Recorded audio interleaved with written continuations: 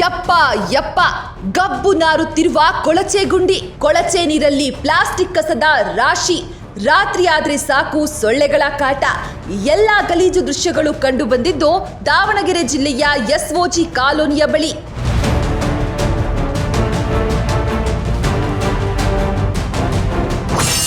ಕೊಳಚೆ ಗುಂಡಿಯ ಪಕ್ಕವೇ ಶಾಲೆ. ಸೊಳ್ಳೆ ಕಾಟ, ಗ್ರಾಮಸ್ಥರಲ್ಲಿ ಆತಂಕ. ಈ ಕೊಳಚೆ ಗುಂಡಿಯ ಬಳಿ 3 ಶಾಲೆಗಳು ಕೂಡ ಇದೆ. ಇದರ ವಾಸನೆಯ ಜೊತೆಗೆ ಮಕ್ಕಳು ಪಾಠ ಕೇಳಬೇಕಾದ ಅನಿವಾರ್ಯತೆ ಎದುರಾಗಿದೆ.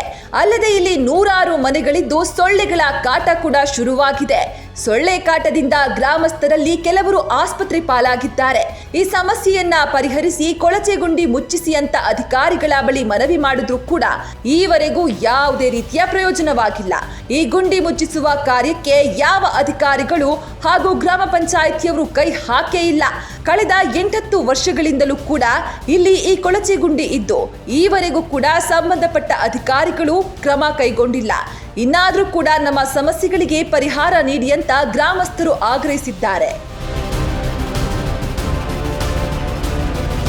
ಈ ಕೊಳಚೆ ಗುಂಡಿ ಹತ್ತಿರ 3 ಶಾಲೆಗಳು ಅಕ್ಕಪಕ್ಕದಲ್ಲಿ ನಡೆಯುತ್ತಿವೆ ಮತ್ತು ಜನರು ವಾಸಿಸುವ ಮನೆಗಳಿಗೆ ಹಲವು ವರ್ಷಗಳಿಂದ ಈ ಸಮಸ್ಯೆ ಇದ್ದು ಎಲ್ಲ ಅಧಿಕಾರಿಗಳ ಗಮನಕ್ಕೆ ತಂದಿದ್ರು, ಸಮಯವನ್ನು ಕೂಡ ಕೊಟ್ಟಿದ್ರು. ಆದ್ರೆ ಈವರೆಗೂ ಕೂಡ ಯಾವುದೇ ಕಾರ್ಯಾಚರಣೆ ಪ್ರಾರಂಭವಾಗಿಲ್ಲ.